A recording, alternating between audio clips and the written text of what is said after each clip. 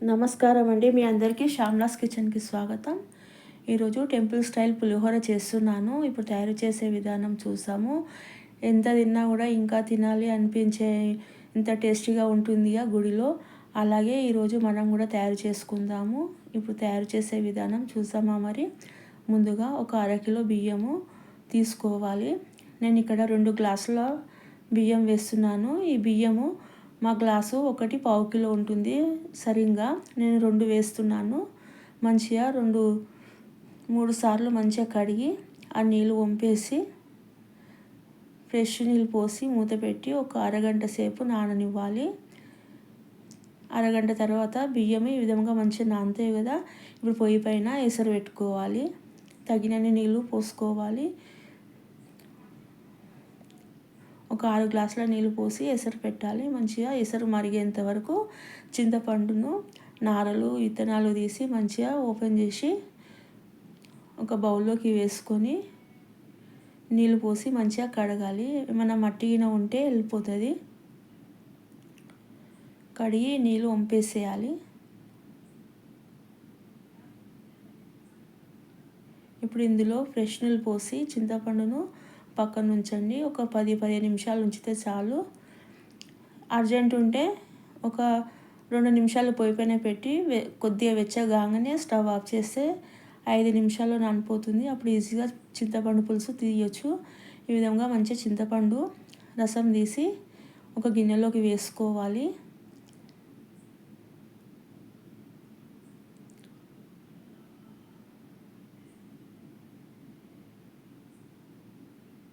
అలాగే అందులో ఇంకా కొన్ని నీళ్ళు పోసి కొద్దిగా ఉంటుంది కదా అందులో చింతపండు అదంతా తీసేసి చింతపండు పిప్పి తీసి పారేసేయాలి.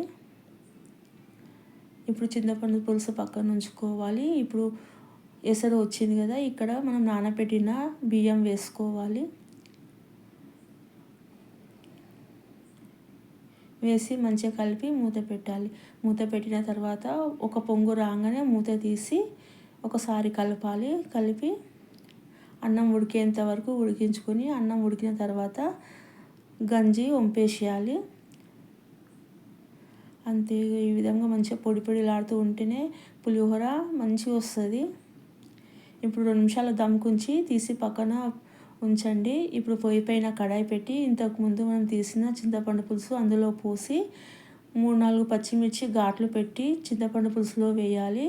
గుప్పెడు కరివేపాకు, 2 స్పూన్ల బెల్లము, 2 స్పూన్ల ఉప్పు, ఒక గరిటెడంతా ఆయిల్ వేసుకోవాలి. ఆయిల్ వేసి ఒక్కసారి కలిపి కొద్దిగా మరగనివ్వాలి. ఇప్పుడు 1 స్పూను పసుపు వేసుకోవాలి. ఆ తర్వాత 1 స్పూన్ అంతా ఇంగువ వేసుకోవాలి. మీరు అంటారేమో ఇంగువ పోపులో వేస్తారు కదా, ఇప్పుడు ఎందుకు వేస్తున్నారు అంటే, కొందరు ఇంగువ తినరు. కానీ ఇంగువ హెల్త్కి చాలా మంచిది. మనం పోపులో వేస్తే పోపులో ఇంగువ వాసన వస్తుంది కాబట్టి వాళ్ళకు తెలియకుండా ఉండాలంటే ఈ విధంగా చింతపండు పులుసులోనే ఇంగువ వేసుకోవాలి. వేసుకుంటే మంచిగా ఉంటుంది. స్మెల్ రాదు, ఏం రాదు. వాళ్ళకి తెలియదు కూడా మనం ఇందులో ఇంగువ వేసినాం అనేసి. ఇప్పుడు మనం ముందుగా ఉడికించిన రైస్ను ఓపెన్ చేయాలి. ఈ విధంగా మెల్లగా సైడ్ నుంచి ఓపెన్ చేసి అందులో ఒక గరిటెడు ఆయిల్ వేసి కలిపి పక్కన ఉంచుకోవాలి. ఇప్పుడు పొయ్యి పైన కడాయి పెట్టి 1 టేబుల్ స్పూను మెంతులు వేసి కొద్దిగా వేగిన తర్వాత 2 టేబుల్ స్పూను నువ్వులు వేసుకోవాలి. నువ్వులను కూడా కొద్దిగా వేగనివ్వాలి. ఈ విధంగా మంచిగా వేయించిన తర్వాత 1 స్పూను జీలకర్ర, 1 టేబుల్ స్పూను ఆవాలు వేసుకొని వీటిని కూడా మంచిగా వేయించుకోవాలి. అన్నీ ఒకసారి వేస్తే ఆవాలు జీలకర్ర మాడిపోతాయి కాబట్టి ఈ విధంగా మంచిగా వేయించుకొని మిక్సీ జార్లో వేసి మిక్సీ పట్టాలి. ఇక్కడ చింతపండు పులుసు మరుగుతుంది కదా, అప్పటి వరకు నువ్వులు మెంతులను మంచిగా పౌడర్ చేసి తీసుకోవాలి. ఇప్పుడు పౌడరు చింతపండు పులుసులో వేసి మంచిగా కలపాలి. చూసుకోవాలి సరిపోయిందా లేదా, కొద్దిగా తక్కువ పడితే మిగతాది కూడా మొత్తం వేసేసుకొని మంచిగా కలుపుకోవాలి. ఎక్కడ ఉండలు లేకుండా మంచి ఈ విధంగా తిక్కుగా వచ్చేంత వరకు ఉడికించుకొని పులిహోర పులుసును పక్కన ఉంచుకోవాలి. ఇప్పుడు పొయ్యి పైన కడాయి పెట్టి అందులో 2 గరిటెల ఆయిల్ వేసుకోవాలి. ఆయిల్ వేడెక్కిన తర్వాత 1 టీ స్పూను ఆవాలు వేసుకోవాలి. ఆవాలు చిటపటమన్న తర్వాత గుప్పెడు పల్లీలు వేసుకోవాలి. పల్లీలు కొద్దిగా వేగిన తర్వాత మంచిగా ఈ విధంగా వేయించుకోవాలి. కొద్దిగా వేగిన తర్వాత శనగపప్పు, మినపప్పు వేసుకోవాలి. వేసుకొని మంచిగా దూరగా వేయించుకోవాలి. పల్లీలు ముందుగా వేస్తే జర మంచిగా వేగుతాయి. తర్వాత వేసినామంటే అవి కచ్చపచ్చమంటే పల్లీలు ఫ్రై కావు. కాబట్టి ఆవాలు వేయగానే ఫస్ట్ పల్లీలు, ఆ తర్వాత శనగపప్పు, మినపప్పు వేసుకొని మంచిగా కొద్దిగా కలర్ మారిన తర్వాత 1 స్పూన్ జీలకర్ర వేసుకొని కొద్దిసేపటి తర్వాత ఒక 5-6 ఎండుమిరపకాయలు కూడా తుంచి వేసుకోవాలి. వేసుకొని మంచిగా పోపుని కలపాలి. ఇప్పుడు ఇందులో ఇంకొక స్పూను ఇంగువ వేసుకోవాలి. ఇంగువ వేసుకుంటే పులిహోర చాలా టేస్టీగా ఉంటుంది. ఇప్పుడు ఒక 5 పచ్చిమిరపకాయలు చీల్చి చిన్నగా కట్ చేసుకొని వేసుకోవాలి. అలాగే గుప్పెడు కరివేపాకు కూడా వేసుకొని మంచిగా ఫ్రై చేసుకోవాలి. ఇంగువ ఎంత ఎక్కువ వేసుకుంటే అంత టేస్టీగా ఉంటుంది.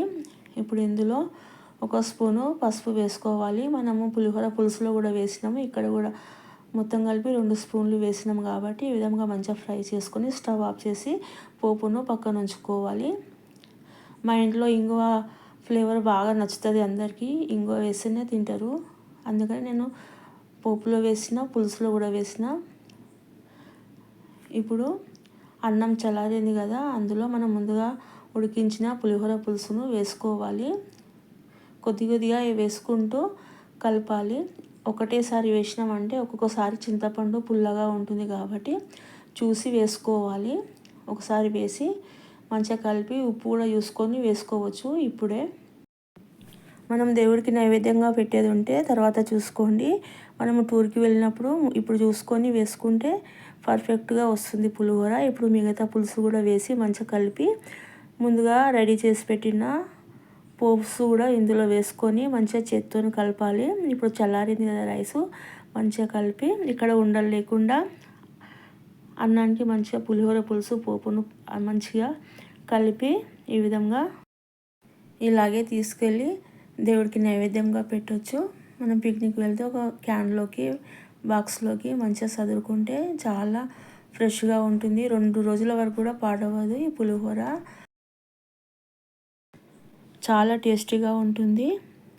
ఎంత తిన్నా కూడా ఇంకా తినాలి అనిపించేంత టేస్టీగా ఉంటుంది. తప్పకుండా ఈ పులిహోర చేసుకొని తినండి. అంతే వేడి వేడి టెంపుల్ స్టైల్ పులిహోర రెడీ అయిందండి. తప్పకుండా చేసుకొని తినండి. మీకు ఈ వీడియో కనుక నచ్చితే తప్పకుండా లైక్ చేయండి, షేర్ చేయండి, సబ్స్క్రైబ్ చేయండి. Thank you. ఇంకొక మంచి వీడియోతో కలుస్తాము. Thank you for watching. తప్పకుండా సబ్స్క్రైబ్ చేసుకోండి, లైక్ చేయండి.